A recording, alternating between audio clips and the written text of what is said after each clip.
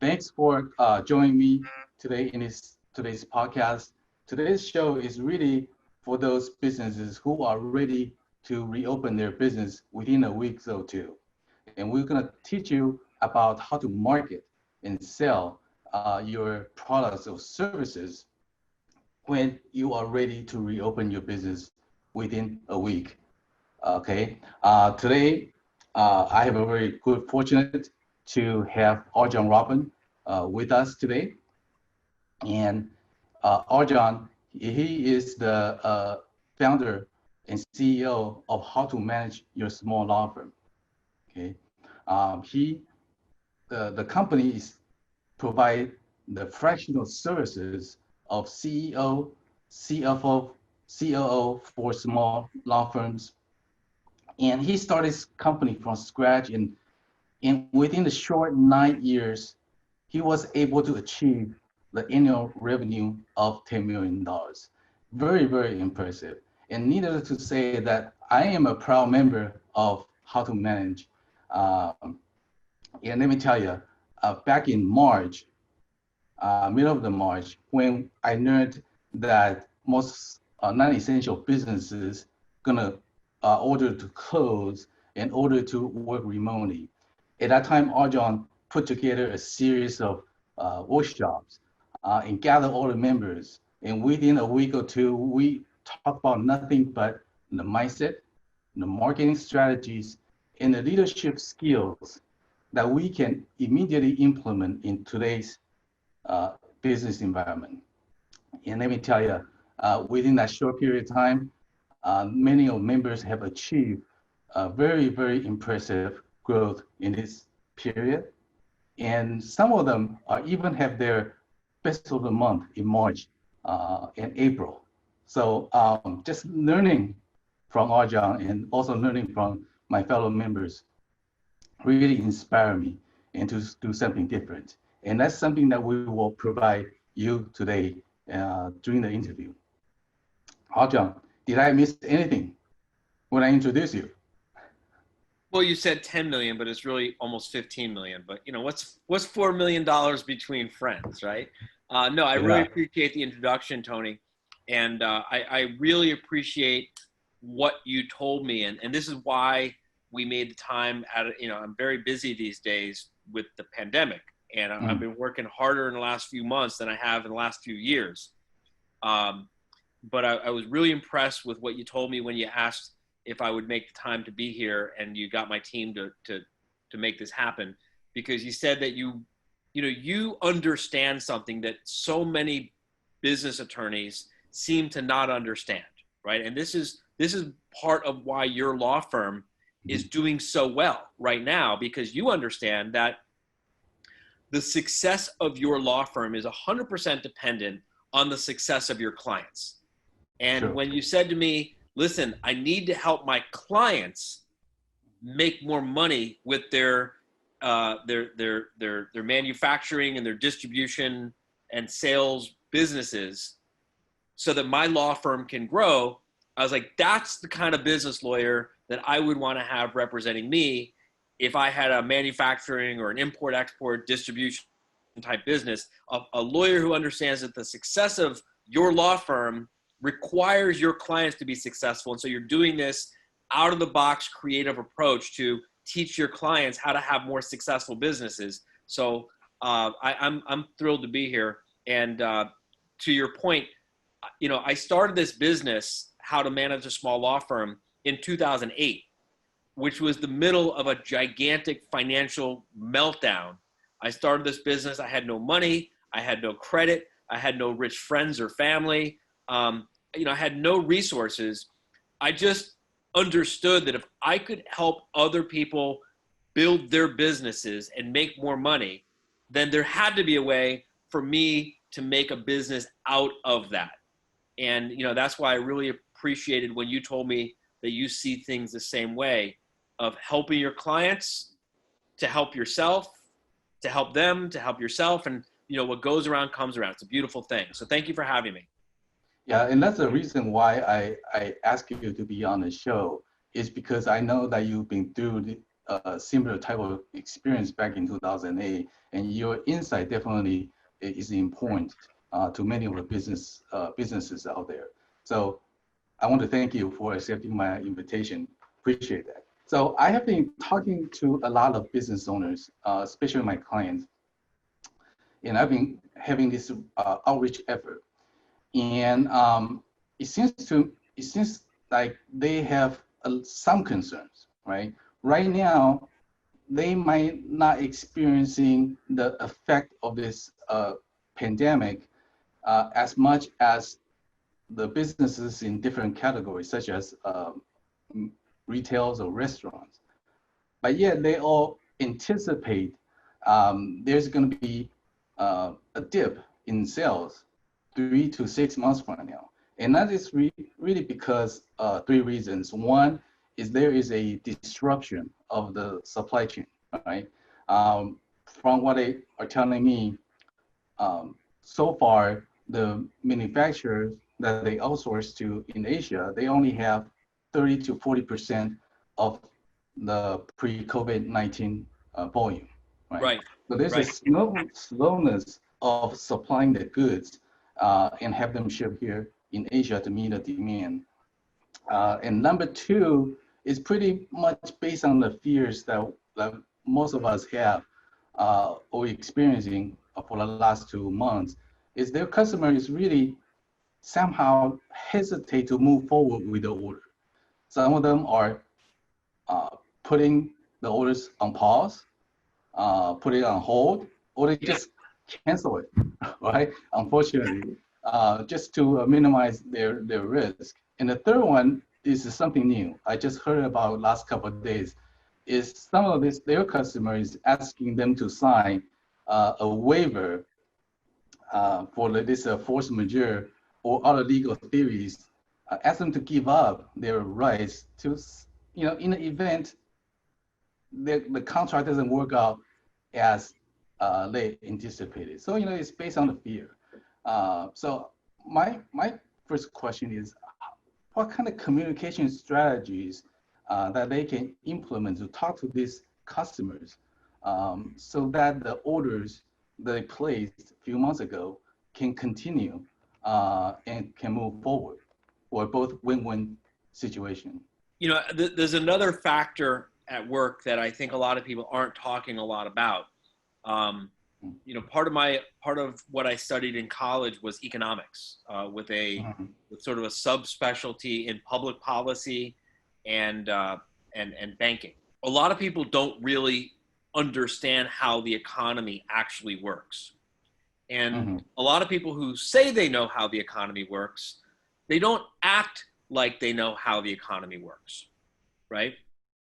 I'm not suggesting that your clients don't understand how the economy works. I know you tend to cater to a little bit more sophisticated, a little bit more intelligent clientele, but we should not assume that their customers actually understand how the economy works, right? So there's you and me up here, you and me over here, and then there's your clients, and then there's the customers of your clients. So we have to help the customers of your clients understand how the economy works so that they make smarter, more entrepreneurially mature, more rational, better decisions, right?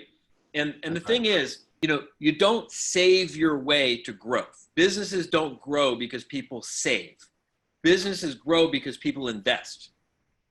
And so the customer of your client, they're buying products. They're buying products. Why are they buying products? They're not buying products because they're trying to start a collection, right? They're not starting a museum. They're buying products so they have inventory in order to sell it, right? And if they cancel their order, if they postpone their order, they're essentially guaranteeing that they're going to have a shortage of supply when the economy begins to come back. Which now brings us to the conversation about what is the economy, right? The economy is driven by consumption of goods, consumption of services. not driven by assets. So, real estate, for example, is an asset. Real estate, it doesn't, you don't use real estate up. The land will be the land hundreds of years from now. That's not really what drives the economy. What drives the economy is the consumption of goods and services. And the consumption of goods and services is driven by consumer preferences, consumer desires, consumer needs, right?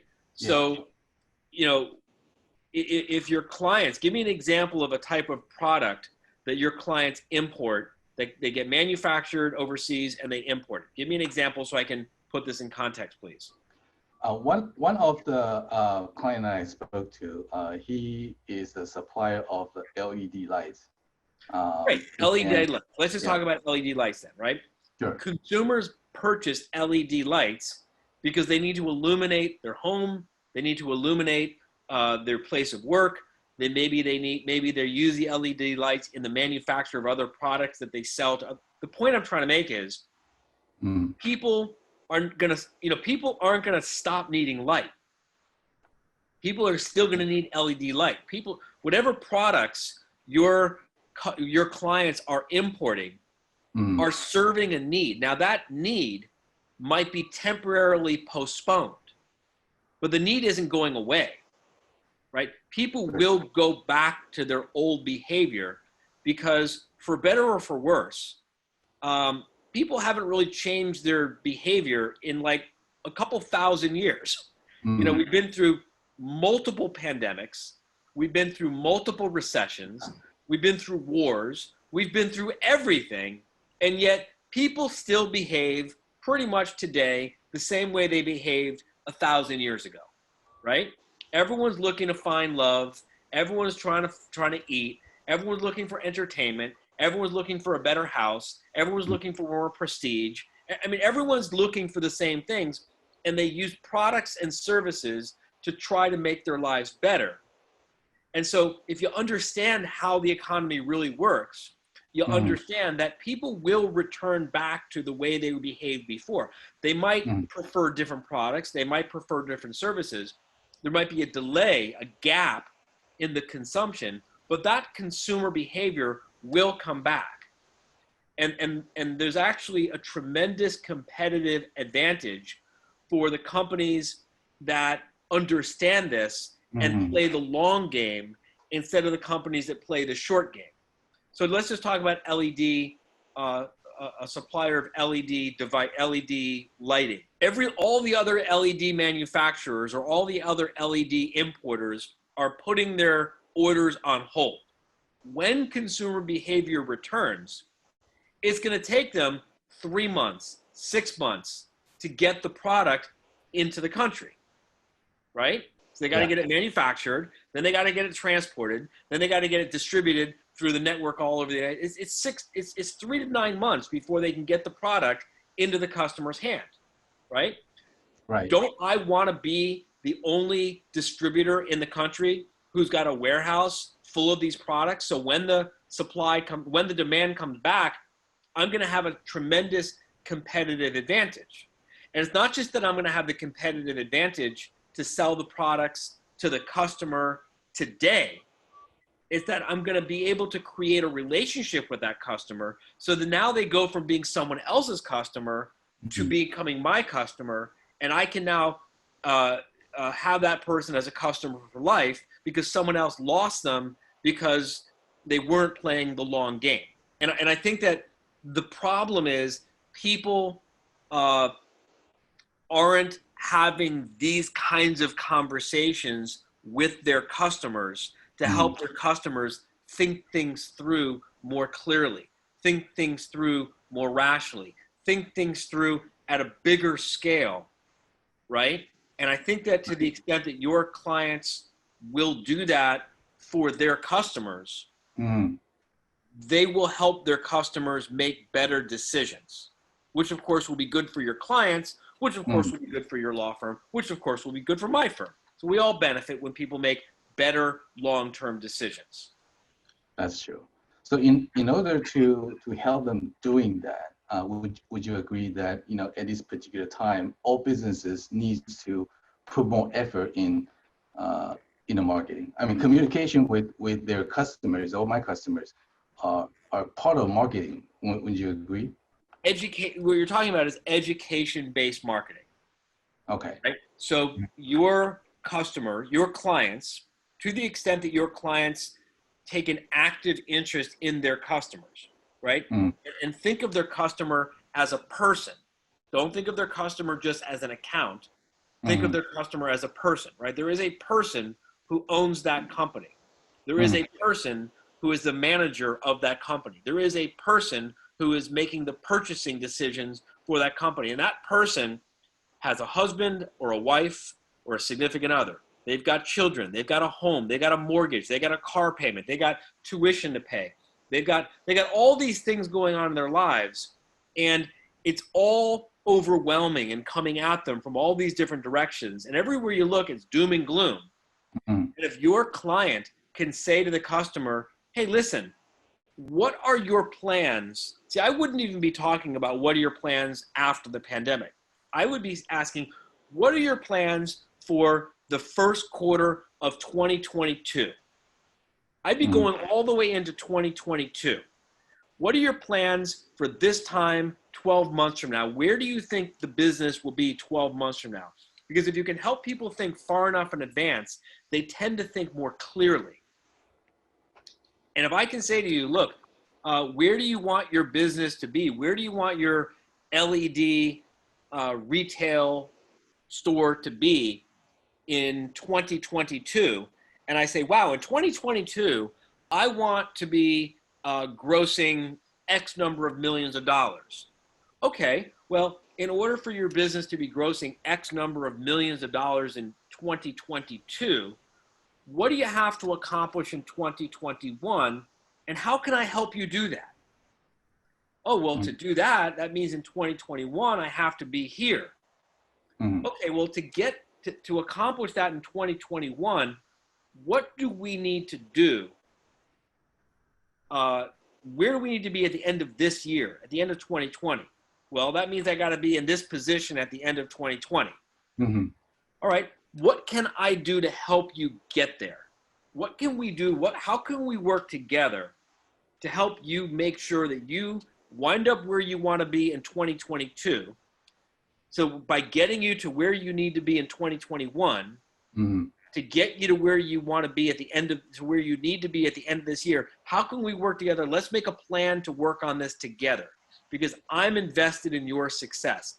This is the kind of conversation that I would be encouraging your clients to have with their customers, and really separate themselves so they start to take on the role of more of an advisor, more of a collaborator, more of a partner, more of we're in this together, as opposed to all the other, most of, maybe not all, but most of the other LED distributors, as an example, who are just saying, what's your order and how much will you take? And really you can separate yourself from the competition. That's such a great points that you made. And I remember I learned this concept from you, that you make decisions today based on the future you, the future, where your business will be 2 or 3 years from now, instead of making decisions based on today's perception or environment. So that's such a valuable tips. The skill of a person's thinking, it makes the difference between whether they're proactive or reactive to everything going on around them, right? And this is the difference between us as adults and little kids. Little kids don't have enough world experience. I mean, even the most brilliant little kid, my son is 4.5 years old. He's brilliant, but he's only 4.5 years old. So everything to him is a reaction. I'm an adult. You're an adult. We're more mature entrepreneurs. So we make decisions more responsively, not reactively. And it all comes from the scale of our thinking. And so if your clients can help their customers think in bigger terms, think in longer periods of time, those customers, I think, will probably make better decisions more proactively. That's so awesome. That's such a pro tip. Let me tell you. So, Arjun, I know that you've been talking to your friends at a high level, high level entrepreneurs about today's economy, and can you shed a little light as to what their perspectives as to what's happening and what kind of opportunity do they see in today's economy or today's pandemics, for lack of better words. I hate to use that word, but somehow that's we need to use that. Well, it is a pandemic. I mean, it is what it is, right? True. A nail is a nail. If the nail is being used to hold your house together, it's a good thing. If you step on it and it goes through your foot, it's a bad thing. But it is what it is. It's not inherently good or bad. A pandemic, well, I guess a pandemic is sort of inherently bad, but that wasn't a great example. But you get the point I'm trying to make. Yeah. The point I'm trying to get to, okay, so to answer your question, based on where we are today, and there's some information we still don't know. We don't know whether a vaccine will be developed. We don't know when a vaccine will be developed. We don't know if there's going to be another outbreak and we're going to have to go back into I mean, there's still some things we don't know, right? But based on what we do know today, this is what I'm seeing in the future, all right? I'm going to use as an analogy a 5-speed car, like a first gear, second gear, like a stick shift car, right? We have to remember that this is the first time ever in history that anyone has ever taken an industrial information age driven economy and shifted it into neutral and left it sit for 2 months. The engine has cooled down, the oil temperature has come down, right? The whole thing has settled down. And now we're in neutral. And we're going to try to shift the economy back into first gear. I think it's going to take until the end of 2020 to get the economy back into first gear. I think there's going to be a lot of stalling out. Like if you've ever taught a person to drive stick shift, they stall out. There's a lot of lurching back and forth, as they let the clutch out too fast and they rev up the engine too much. I think there's going to be a lot of lurches and stops and starts and stalling out between now and the end of this year. I think we're going to finally shift into second gear around the first quarter of next year. And I think that we're going to, and I think that a lot of that is going to be happening because we're going to get to the end of this year. Businesses are going to do they're going to close out their books. They're going to see the good, the bad, and the ugly. They're going to finally figure out all the different government programs they qualify for, don't qualify for, and blah, blah, blah, blah, blah.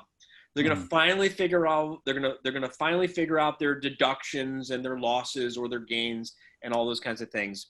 And I think that we're actually going to see a big spike in bankruptcies in the first quarter of next year. And I don't think that's necessarily a bad thing for our economy. I think it's actually going to be a very good thing for our economy because it's going to be kind of like, like when you're sick and you just got to get everything out. You got to get everything out of your system. To clear all the bad stuff out. I think that's what's going to happen in the first quarter of next year as we shift into second gear, is people are finally going to really start to reconcile what happened to their businesses in March and April and May of this year. I think that's finally going to get reconciled, and they're finally going to start really dealing with it in the first quarter of 2021. I think that there's going to be tremendous opportunities for your clients to buy their competitors. I think there's going to be tremendous opportunities for your clients to buy inventory at steep discounts. I think there's going to be tremendous opportunities for your clients who follow your good business advice, right? And they don't panic and they don't sabotage themselves, and they're thinking long term and they get themselves ready for it. I think there's going to be tremendous opportunities showing up at the beginning of 2021 for your clients to take over markets and to step in and take over relationships by other people who are just going to basically forfeit the game and go out of business. I think that we're going to get into third gear around July of 2021. I think that's where we're going to finally start getting into third gear. I think interest rates will return to some semblance of rational and normal. I think a lot of the loose, easy money that's being thrown around right now by the government is finally going to get out of the system, and pricing and interest rates and inflation will go back to some rational, normal thing, right? Yeah, that's right. I think the stock market by July of next year, I think the stock market will finally start to reflect real earnings and real value, and not all the speculations and theories and ideas. So look, here's the thing.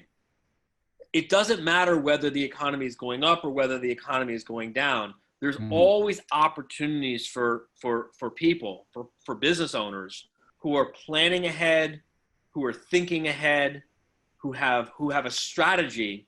And you know, if I base my plans on the economy going down, and the economy surprises me and goes up, well, now I can adjust my plan.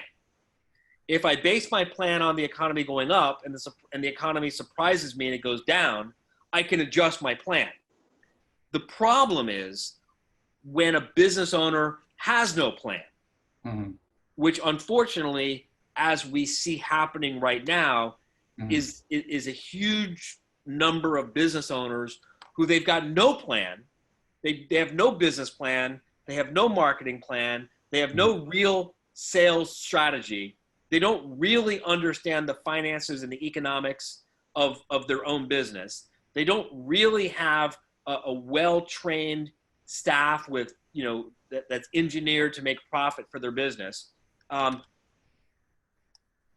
mean, they should all, you know, you have told me that does not describe most of your clients, thankfully, right? Thankfully, you help your clients have plans. That's what you do. Yeah. You help your clients make plans, and then you monitor the situation, and then you help them adjust their plans.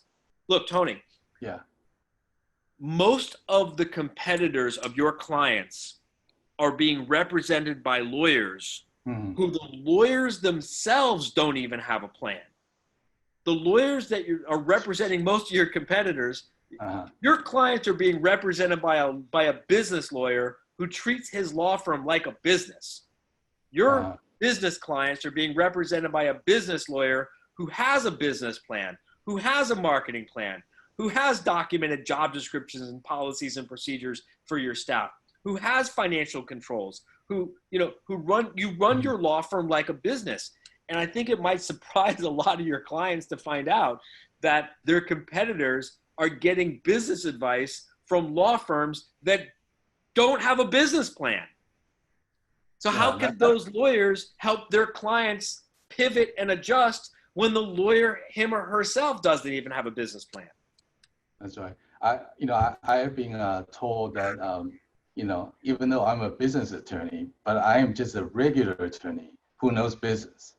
So I think that's kind of like a approach a lot of business attorney that we need to have, or the characters that is appreciated by the clients. Yeah, we have legal skills, but we also need to incorporate the business sense into the advisory role. So that's kind of like things that I've been hearing. This is the constant problem. This is the constant challenge I run into in my business, right? We manage over 400 law firms all over the country in all different practice areas, not just business law. We manage over 400 law firms in all different practice areas all over the country, men, women, Asian, Hispanic, black, white, male, female, older, younger, big cities, small towns. And everywhere we go, I've got 60 full-time employees, and everywhere we go, and everywhere we talk to thousands and thousands of lawyers every year, doing educational outreach programs.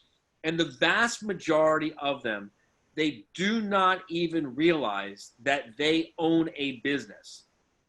They say, I don't own a business, I have a law firm.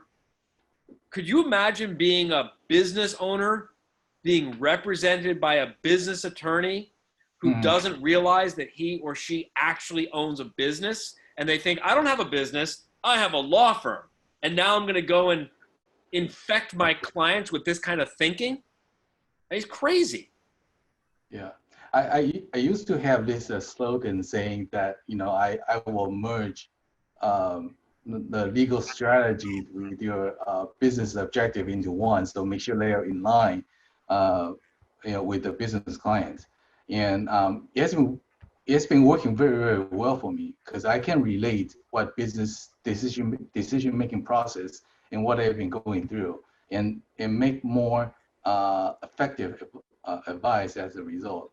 Now, you've been dealing with a lot of law firms all over the country. In addition to what you just mentioned, is there any other characteristics that a business owner should look for when they hire attorneys, especially in today's business environment? I mean, the A+ number one thing that I would say, if I am a business owner, right? Uh-huh. And I do have a general counsel. Mm-hmm. And the first thing is, do you follow your own advice? I mean, that's the first. Listen, a client, as a client, when you're interviewing a business attorney, you are entitled to ask whatever questions you want to ask, right? The attorney doesn't have to answer, but you're entitled to ask. And, the first question I would ask is, listen, tell me about your business, right? I would ask, do you have a written business plan? If the attorney says, I mean, that's not a good sign for a business attorney to be advising your business if the business attorney doesn't, him or herself, have a business plan. You should ask your attorney, listen, where is your law firm today, right? How much money is your law firm making today? And where do you want your law firm, where do you think your law firms are going to be 2 years from now, 3 years from now? Because you're looking for a long-term relationship with this law firm, right? If I'm working with a law firm today and it's grossing, let's just say for argument's sake, $500,000, that's not good or bad. And you say, okay, where do you want your law firm to be? Where do you expect your law firm to be 3 years from now? And they say, well, around $500,000 3 years from now. Hold on a second. Wait, there's a problem here, right? Because I'm looking to grow my business. I want my business to get bigger and more profitable and get involved in more and more and more different activities. And the law firm that's going to be guiding me and instructing me and helping me navigate, think through, and anticipate all of the things that are going to happen in the next 3 years, if the owner of that law firm, him or herself, has no ambition and has no goals and has no plans to grow, how are they really going to be able to understand where I'm coming from? Problem number one. And problem number two, how are they going to be able to keep up with my growth? How are they going to be able to grow to keep up with my growing needs? You follow where I'm coming from? Yes. So that's a really good advice, and I hope some of my attorney colleagues who is also listening to this podcast will really put that in consideration as to how to serve their clients. Rjon, if I've been a member, and I really enjoy being a member of HTM, and I think the information that you provide us is second to none. I just learned so much, from your company. If there's an attorney who listens to this and they want to reach out to you, how can they do that? I'm going to offer 3 different ways they can take action, Uh-huh. right? 2 of them are completely and totally free. Mm-hmm. One is they can go to law firm pandemic growth resources. Mm-hmm. And I'll make sure that the editor puts this in the video, the link. Okay. And they can get a whole bunch of free resources to help them grow their law firm during the pandemic. The second is called Law Firm Assist, lawfirmassist.com. And I'll have them put that link in there also. And that is a resource that we got together with Clio Mm-hmm. and Ruby Receptionists and some bar associations have gotten together.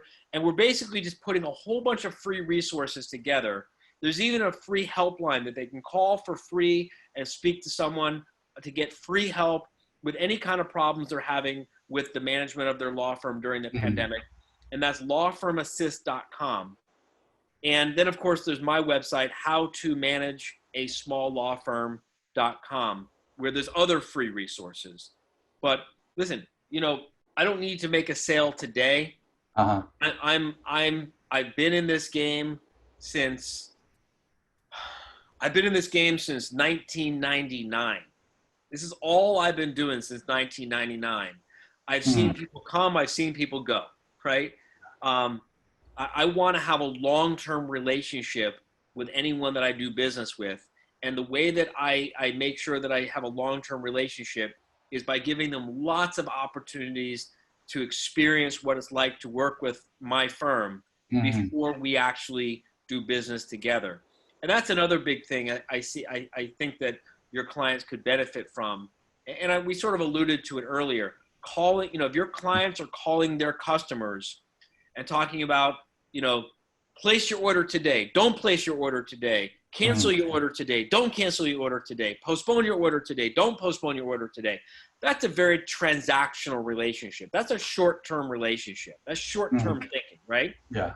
But when your clients call their customers and say, look, let's plan how we're going to keep doing business together for years to come, it creates more of a collaborative relationship and gives everyone a chance to relax, get to know each other a little better. And I give, you take, you give, I take, we work together, and we both benefit by that collaboration.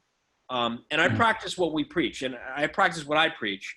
And that's the approach that we take to doing business with law firms as well. Yeah, I certainly, I want to share this information for a couple of reasons. And I know, some of my colleagues and I probably going to do the same thing, but I always tell, my clients, hey, there's really no competition out there. Some people like to eat rice, some people like to eat noodle. They all have different needs and they have different preferences. Now, and reason I'm asking you that is also part of me. I know that if lawyers are trained and have a different communication skills and know how to run their law firms more effectively, that also will benefit the business clients and business community as well. So I'm kind of treating this as a public service announcement, so to speak, because I want to do my part to help other business owners to get a better advice so they can flatten the curve of this effect of pandemic, so to speak. So that's kind of like my motivation. Yeah, and that's why, that's why I made time in my schedule to be here for you, to help you, because I share that point of view. And I think that, look, an economy is just a collection of behaviors.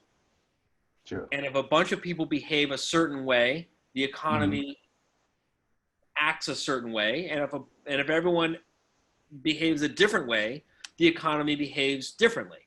Right?